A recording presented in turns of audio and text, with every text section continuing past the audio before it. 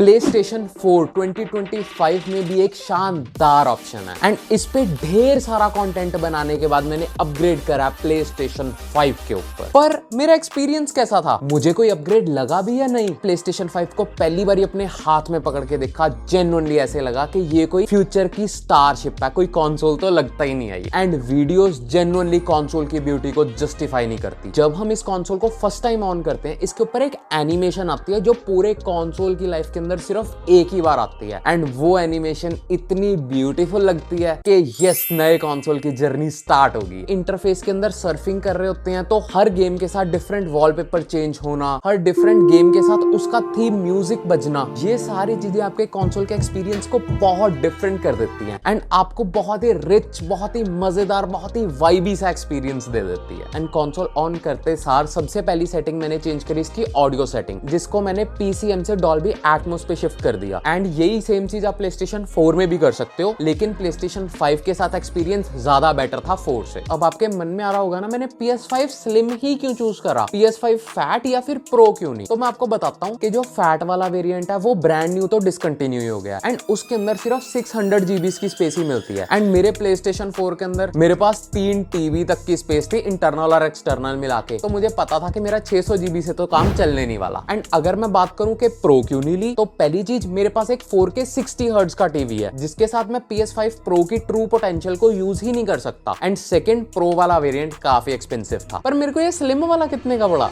वो मैं आपको वीडियो के एंड में बता दूंगा। उससे पहले मैं आपको बताता हूँ कि मेरे को इसके अंदर क्या क्या अपग्रेड्स फील हुए 4 से 5 के अंदर। तो जिनको नहीं पता उनको मैं बता दूं कि मेरे पास PlayStation 4 Pro थी 9.0 पे जेल ब्रेक वाली। तो मुझे सबसे पहला अपग्रेड पता क्या लगा, कि मेरा बार बार पेन ड्राइव डालने का, निकालने का और ये वो सारा झंझट ही खत्म हो गया। प्लस जब मैं पेन ड्राइव डालता था कई बार वो क्रैश हो जाती थी, तो आधा घंटा उसको रिपेयर करो, ये वो, तो गेम को ऑन करना और गेम शुरू करना ही मेरे लिए एक बहुत बड़ा काम था। एंड PlayStation 5 के साथ मेरी वो वाली सारी चीजें एलिमिनेट होगी, क्योंकि ये ऑब्वियसली एक ऑनलाइन कंसोल है। पर मुझे ना स्टोरी गेम्स खेलने में मजा आता है, तो मैं ज्यादा ऑनलाइन गेम्स जैसे कॉल ऑफ ड्यूटी वगैरह ये गेम्स नहीं खेलता हूँ। तो पर्सनली मुझे एज सच GTA ऑनलाइन के अलावा कोई गेम ही नहीं पता जिसके अंदर मैं ऑनलाइन कैपेबिलिटीज का यूज कर सकूं। अगर आपको पता हो मेरे को कमेंट करके जरूर बताना। अभी तक के लिए कंसोल का ऑनलाइन होना मेरे लिए इसीलिए बेनिफिट है कि इसके अंदर लैन लगा के बड़े ही सीमलेसली गेम्स डाउनलोड हो जाती हैं। भाई साहब, जेल ब्रेक वाले के अंदर तो अंधाधुंध मेहनत करनी पड़ती है। मैंने एक वीडियो बनाई, आप देख लेना कितना लंबा प्रोसेस है उसका। एंड उस इतने लंबे प्रोसेस के बाद ये वाला प्रोसेस मेरे को इतना मजेदार लग रहा है, जस्ट बटन दबाओ और इंस्टॉल हो जाती है। ओहो हो। एंड जब मैं जेल ब्रेक से ऑनलाइन पे शिफ्ट हुआ ना, तो मुझे एक ड्रॉबैक फेस करना पड़ा कि मेरी जितनी भी ट्रॉफीज हैं वो सारी बस उसी कंसोल में रहेगी। इवन कि मैं गॉड ऑफ वॉर 2018 वाली खेल रहा था, जब मैं PlayStation 5 पे शिफ्ट हुआ तो वही गेम मेरे को शुरू से शुरू करनी पड़ी। पर चलो ठीक है, आप क्या ही कर सकते हैं। इन अपग्रेड्स के अलावा PlayStation 5 में मीडिया के ऑप्शन भी मिल जाती है, जैसे आप YouTube, Netflix, Amazon प्राइम ये सारा कुछ चला सकते हो। पर जो इसकी PlayStation ऐप है ना, वो मेरे को काफी अच्छी चीज लगी। उसके अंदर सारा कुछ पता लग जाता है, कितनी ट्रॉफीज हंट करी, कितने घंटे तक आपने कौन सी गेम खेली, कौन सी गेम फिनिश करी। एंड डायरेक्टली फोन से ही अपना credit card, debit card log in करके अब वहीं से ही गेम्स खरीद सकते हो। तो ये चीज काफी कन्वीनियंट लगी। As being a jailbreak user, ये सारी चीजों ने काफी डिफरेंट फीलिंग दी। पर एक चीज थी जिसने इस सारे एक्सपीरियंस को एक नेक्स्ट लेवल पे ले, एंड वो था इसका अडेप्टिव ट्रिगर्स वाला कंट्रोलर। एंड उसके बारे में मैं डिटेल में आगे बताता हूँ। अभी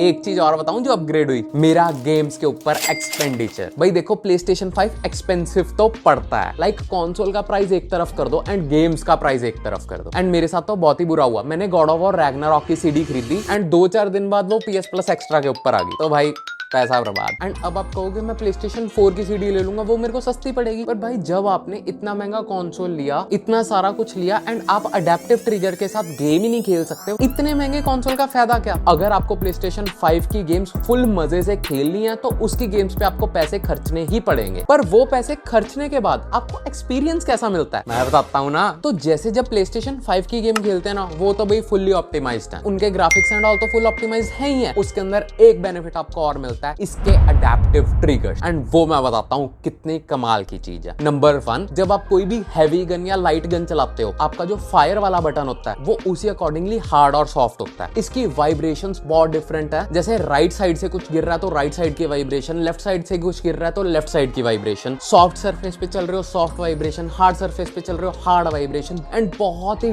डायनामिक एक्सपीरियंस देती है। क्या यही सेम चीज मैं बोल सकता हूँ अगर आप PlayStation 4 की CD डाल रहे हो या PlayStation 4 की गेम गेम खेल रहे हो। तो देखो एक्सपीरियंस में डिफरेंस तो है। सबसे पहली चीज, PlayStation 4 की गेम के अंदर आपको अडेप्टिव ट्रिगर्स नहीं मिलते, वो वाली सपोर्ट तो भूल जाओ। बट द क्वेश्चन इज आपको मिलता क्या है। तो जैसे PS4 का कंट्रोलर था ना, वो पूरे का पूरा इकट्ठा वाइब्रेट होता था, लेकिन मैंने गॉड ऑफ वॉर खेली है इसके अंदर, एंड जो वाइब्रेशन है वो बहुत डिफरेंट है। अलग अलग दोनों हैंड पे डिफरेंट वाइब्रेशन फील होती है। जब उसका एक्स वापस आता है तो एक साइड पे वाइब्रेशन फील होती है, जब वो ऊपर चढ़ रहा होता है अलग अलग साइड पे वाइब्रेशन फील होती है। इन सब चीजों के साथ PlayStation 4 की गेम्स में भी काफी डिफरेंट एक्सपीरियंस हो जाता है। पर इसके कंट्रोलर का वेट मेरे को PlayStation 4 के कंट्रोलर के वेट से थोड़ा ज्यादा लगा। बट गेमिंग एक्सपीरियंस में क्या डिफरेंट है, तो मैं गॉड ऑफ वॉर का ही एग्जांपल लूंगा, क्योंकि जो लोग कम्युनिटी पोस्ट वगैरह देखते हैं उनको पता होगा कि मैंने गॉड ऑफ वॉर कितनी घड़काई है। सबसे पहला अपग्रेड है PlayStation 4 Pro भी 4K 60 FPS पे गेमिंग नहीं करवाती, बट जो PlayStation 5 है वो मजे से 4K 60 FPS करवा देती है। एंड मेरे पास एक 65 इंचेस का टीवी है, तो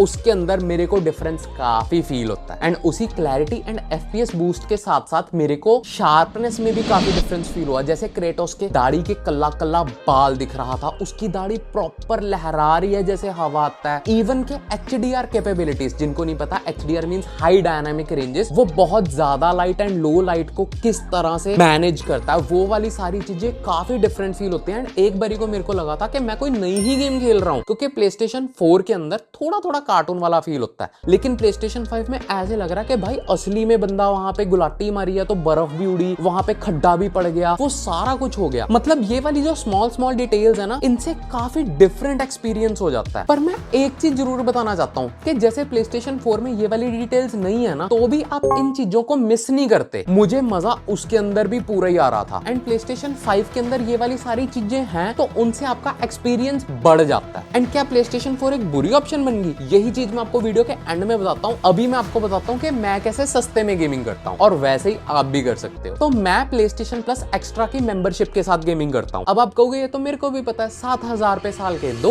और गेमिंग खेल लो। बट यहीं पे एक ट्विस्ट है। मैंने क्या करा, मैंने अपने दोस्तों के साथ शेयरिंग के अंदर PlayStation एक्स्ट्रा की मेंबरशिप खरीद ली। उसी को शेयर प्ले करके, जो कि सोनी वालों का ही एक ऑफिशियल फीचर है, हम सारे उस PS Plus एक्स्ट्रा की मेंबरशिप में कोई भी गेम डाउनलोड कर सकते हैं, जिसमें ऑलमोस्ट PS4 की सारी लाइब्रेरी पड़ी है। एंड उसी वजह से आई डोंट थिंक कि मैं अपना जेल ब्रेक वाला कंसोल दोबारा ऑन करने वाला हूं, क्योंकि उसके अंदर last of us, GTA, God of war, Ragnarok, ये सारी गेम्स पड़ी हैं, वो भी PS5 वाले वेरिएंट, जिसके अंदर अडैप्टिव ट्रिगर्स एंड ऑल सब मिलेगा मेरे को। तो आई मीन मैं क्यों ही चलाऊंगा PlayStation 4। पर PlayStation 4 जेल ब्रेक वाले में मेरा फुल फ्री सिस्टम था। इसीलिए मैं आपको अपना कंक्लूजन बताता हूँ कि क्या आपको PlayStation 4 लेनी चाहिए, अगर 4 है तो अपग्रेड करनी चाहिए, या सीधी 5 लेनी चाहिए। देखो मेरे लिए तो PlayStation 5 स्लिम सेंस बनाती थी, क्योंकि 1 मैं बहुत कैजुअल सा गेमर हूँ, 2-3 महीने में एक गेम खत्म करता हूँ मैं। सेकेंडली मेरे पास एक 4K 60 हर्ट्ज का 65 इंचेस का टीवी था, जिसके ऊपर मैं PlayStation 4 की फुल पोटेंशियल अचीव नहीं कर पा रहा था। एंड थर्ड, मेरे पास ऑप्शन थी कि मैं सब्सक्रिप्शन को शेयर करके उसको सस्ते में ले सकूं। एंड फोर्थ, PlayStation 5 की बूट अप स्पीड, ऑन होने की स्पीड बहुत ज्यादा एंड मेरे लिए बहुत मैटर करती है। लेकिन अगर आपके पास 4K 60 हर्ट्ज का टीवी नहीं है, या आपकी परचेजिंग पावर कम है, आप साल का 7,000 नहीं दे सकते, या आपके पास दोस्त नहीं है उसको शेयर करने के लिए, या फिर आपकी गेम खत्म करने की स्पीड ही बहुत ज्यादा है कि आपको इवेंचुअली गेम्स खरीदनी पड़ेगी, तो यस, इसी वजह से आज भी PlayStation 4 सेंस बना रही है। एंड ये वाले सारे फैक्टर्स की वजह से मैंने अपग्रेड करा। बट द क्वेश्चन इज कितने में करा, तो मैं आपको बता दूं कि मैंने ये PlayStation 5 स्लिम कनाडा से मंगवाया, जो कि मेरे दीदी लेके आए हैं। एंड मुझे ये ऑलमोस्ट अराउंड पड़ा 550 to 600 कैनेडियन डॉलर्स। अब आप कन्वर्ट करके कमेंट कर देना कि कितना बना।